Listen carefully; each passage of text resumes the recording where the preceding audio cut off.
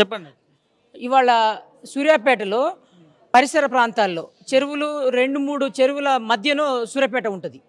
అటు పుల్లారెడ్డి చెరువు, 2 ఇటు సద్దుల చెరువు, 3 ఈ చెరువు మధ్యనే సూర్యాపేట హైవేకు ఇరువైపులా 3 చెరువుల మధ్యన సూర్యాపేట మహానగరంగా అభివృద్ధి చెందుతూ ఉంది.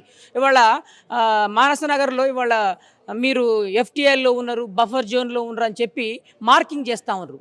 ఈ 60-78 సంవత్సరాలుగా రానటువంటి అధికారులు ఇవాళ రేవంత్ రెడ్డి హైడ్రా తెచ్చిన తర్వాత ఇవాళ అవపడతా ఉన్నారు. భారతదేశానికి ఇదివరకు కరోనా వైరస్ వచ్చింది. ఇవాళ తెలంగాణ రాష్ట్రానికి రేవంత్ రెడ్డి అనేటువంటి రేటంత రెడ్డి ఇవాళ ఆ వైరస్ తెలంగాణ ప్రజలకు పట్టుకుంది. ఆయన ఏం చేస్తూ ఉండే, ఆయన నిరంతరంగా ఆయనకు ఓటుకు నోటు ద్వారా ఎన్నిక జైలు పోయి ఏమని ఏటు ముఖ్యమంత్రులు ఇవాళ తెలుగు రాష్ట్రాల్లో ముఖ్యమంత్రులుగా అవపడతారు. అంటే వాళ్ళకు చెరువులలో వాళ్ళు ఫామ్ హౌజులు కట్టొచ్చు కాక, వాళ్ళ బంధువులు, వాళ్ళ పార్టీ నాయకులు, మాజీ మంత్రులు వాళ్ళోళ్ళు నిరంతరంగా అవపడతా ఉంది. వాళ్ళకేమో నోటీసులు ఇచ్చి నిరుపేదలకు ఇవాళ తెలంగాణ ప్రజలు ఎవరైతే ఓట్లు వేసినటువంటి వాళ్ళు నిరుపేదలు ఉండరో, ఎవరైతే వాళ్ళ నోరులో లేనటువంటి జనం ఉండరో వాళ్ళకు మాత్రం హైడ్రా పేరుతోని మీరు బఫర్ జోన్లో ఉన్నారు, మీరు ఎఫ్టీఎల్లో ఉన్నారు అని చెప్పి మరి బాండ్ పేపర్తోని బాండ్లు తెలంగాణలో ఇవాళ భారతదేశంలో బాండ్లు ద్వారా మేము బ్యాంకుకు డీడీ కట్టి వచ్చినటువంటి బాండ్ల ద్వారా మేము రిజిస్టర్కు పైసలు కట్టి రిజిస్టర్ ద్వారా చట్టబద్ధంగా మేము బాండ్ల ద్వారా రిజిస్టర్ చేసుకొని 20-30 సంవత్సరాల సంది కొన్నటువంటి ఫ్లాట్లను ఇవాళ వచ్చి రేటంతా వైరస్ లాంటి వ్యక్తి రెడ్డి ఇవాళ మనకు ఏం పెట్టిండు, హైడ్రా పెట్టిండు. ఇది ఎంత అమానుషంగా నిర్వర్తిస్తున్నట్టు. ఇవాళ పోతే అటు మూసి పరవక ప్రాంతం కానీ, ఇటు పోతే చెరువు చుట్టుపక్కల అసలు హైదరాబాద్ అనేది పెద్ద ఇదివరకు గ్రామాలుగా ఉండే, కానీ అది మహానగరంగా జాతీయ ప్రపంచ దేశాలతో పోటీ పడుతున్న మహానగరం హైదరాబాద్లో అభివృద్ధి అయింది. ఇప్పుడు ఈయన అవపడుతుంది ఏంటంటే మనకు బెంగళూరు, ముంబై, ఢిల్లీ ఇలాంటి, కోల్కతా లాంటి, మద్రాసు లాంటి అంతకంటే బలమైనటువంటి దక్షిణాది రాష్ట్రాల్లో ఇది ఒక గుండెకాయగా వ్యాపార కేంద్రంగా అభివృద్ధి అయింది. కాబట్టి జనమంతా ఇండ్లు కట్టుకొని నిర్మాణం అయింది. ఎక్కడ ఇంకుడు గుంతలు లేవు, ఎక్కడ మనం చూస్తే భూమి అవపడదు, వర్షం వస్తే నీళ్ళన్నీ ఎక్కడికి పోతాయి, చెరువుల ద్వారానే ప్రవహిస్తాయి. దాన్ని మీరు ఇన్ని రోజులు వాళ్లకు చట్టబద్ధంగా మీరు మున్సిపల్ అధికారులు లేఅవుట్ల ద్వారా వాళ్ళను నిర్మాణం చేసుకొని వ్యాపారస్తులు మొత్తం అందరూ అభివృద్ధి అయ్యి ఇవాళ వచ్చి ఒక 70 సంవత్సరాల తర్వాత ఉన్నటువంటి హైదరాబాద్ను మేము కూలగొడతాము హైడ్రా పేరుతోనని ప్రత్యేకంగా వచ్చేందనంటే ఇవాళ రేవంత్ రెడ్డి వాళ్ళ అన్నకో నీతి, పేద ప్రజలకు ఒక నీతి, రేవంత్ రెడ్డి పార్టీలో జాయిన్ అయినటువంటి ఎమ్మెల్యేలకు ఒక నీతి, నిరుపేద ప్రజలకు ఒక నీతిగా అవపడతా ఉంది రేవంత్ రెడ్డికి కావాల్సింది ఇవాళ పేద ప్రజలను ఈ హైదరాబాద్ నుంచి, మహానగరం నుంచి తరిమేయాలనుకుంటుండు. ఎక్కడ పోతే అక్కడ ఫుట్పాత్ల మీద, గవర్నమెంట్ స్థలాల మీద ఎక్కడన్నా ప్రజలు నిరంతరంగా జీవించడానికి మహానగరానికి వస్తారు. అలాంటి ప్రజలను ఇవాళ ఎలగొడటానికి సిద్ధంగా అవపడతా ఉండు. ఆయన ఆలోచన ఏ విధంగా అంటే ఇవాళ ఒక నోటుకు ఓటు ద్వారా అవపడుతుండు. ఏమని ఏటు ముఖ్యమంత్రి ఆయన ఇవాళ వచ్చింది బడేబాయి ద్వారా వచ్చి వాళ్ళ మహానగరాన్ని విధ్వంసం చేస్తూ ఉండు. మహానగరంలో పేద ప్రజలను జీవించడానికి అవకాశం లేకుండా చుట్టుపక్కల ఉన్న పల్లెలను కూడా ఇవాళ భయభ్రాంతులకు గురి చేస్తారు. ఇంత ముందుకు ఏంటంటే చెరువులలో ఇందిరాగాంధీ పాలన అంటుండు కదా, ఇందిరాగాంధీ పాలనలోనే కొంతమంది చెరువు శిఖాలను ఇవాళ పేద ప్రజలకు వ్యవసాయం కోసం ఇచ్చినటువంటి చెరువు శిఖాలను ఇచ్చిర్రు. అది ఇందిరాగాంధీ పాలన అంటే అది. కానీ ఇలా నువ్వు చేస్తున్నటువంటి పాలన ఏమవుతుందంటే విధ్వంసం, వాళ్ళని ఎల్లగొట్టడము, వాళ్ళ పండుకోనికుండా వాళ్ళని, అంటే నువ్వు వ్యాపారం చేయటానికి, నువ్వు రియల్ ఎస్టేట్ వ్యాపారం చేయటానికి నీకు కావాల్సిన వ్యాపారం కోసమే ఇవాళ ఈ జనాన్ని తరిమేస్తున్నావు. కాబట్టి ఏంటంటే ఎప్పటికైనా రేవంత్ రెడ్డి సమయం అయిపోయింది. ఇవాళ కాంగ్రెస్ పార్టీని భ్రష్టు చేయడానికి వచ్చినటువంటి సీఎం ఇవాళ కాంగ్రెస్ పార్టీని ప్రజల్లో వ్యతిరేక భావం తీసుకొచ్చే పని అవపడతా ఉంది. కాబట్టి భవిష్యత్తులో ప్రజలు ఆయనను ప్రజాపాలన అంటూ ఉన్నారు, ప్రజలకి మెరుగైన పాలన అందిస్తూ అంటూ ఉన్నారు.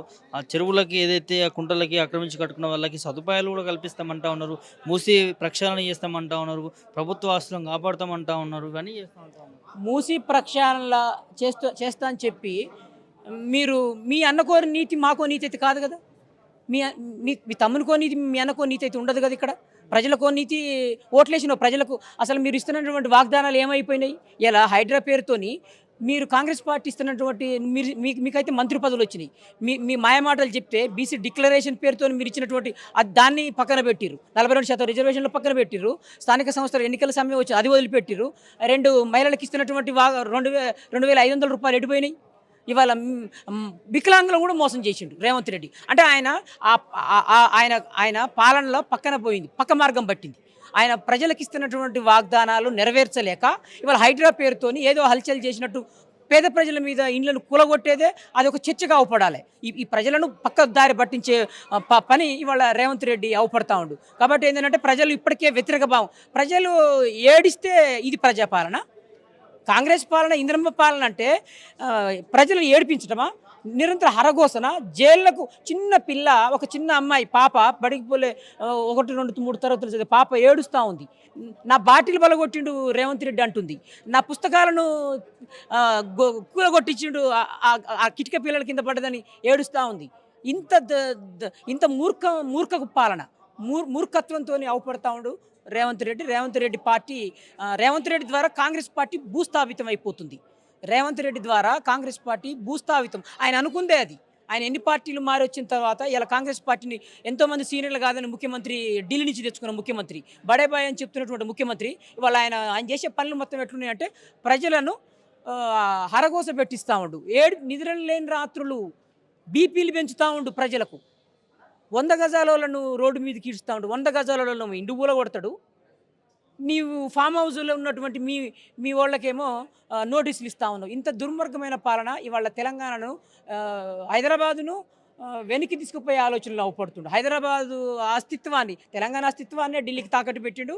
ప్రజలను కలిస్తానికి అవకాశం ఉంది. అవసరం ఉంటే నేను ఏమంటున్నా, నువ్వు కూల్చే కాడికి పోయి ఒకసారి నువ్వు అవపడు. ప్రజలు ఇటుక పిల్లలు తీసుకొని కొడతారు రేవంత్ రెడ్డిని. ఇలా కాపలు కాస్తా ఉర్రు. ప్రజలే కాపలు కాస్తారు. తమ ఇండ్లకు గస్తీ పోలీసు వాళ్ళు మీరు నీకేమో బౌన్సర్లను బాడీ గార్డులను పెట్టుకొని తిరుగుతున్నావు.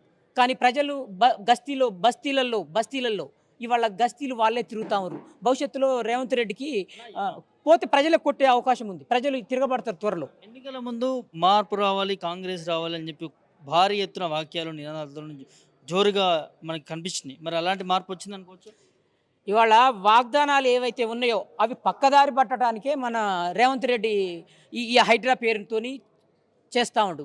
కేసీఆర్ గారు చెరువులను పుడికదీసి నీళ్లను అవాళ్ళ బాగా సస్యశ్యామగా పంటలు పండినాయి. అవాళ్ళ లేనటువంటి ఇబ్బంది రేవంత్ రెడ్డికి ఇవ్వాలని ఎందుకు ఇబ్బంది అవుతా ఉంది అంటే రేవంత్ రెడ్డి తెలంగాణను వెనకకు తీసుకుపోయే ఆలోచనతో నవ్వుపడతా ఉండు. ఆయన వెనక ఉన్నటువంటి పెట్టుబడిదారులు ఎవరున్నారో, ఆయనకు సీఎం ఇప్పించినటువంటి వ్యక్తులు ఎవరైతే ఉన్నారో, ఆయన ఎవరి కోసం బడేబాయిల కోసం పనిచేస్తూ ఉండవు.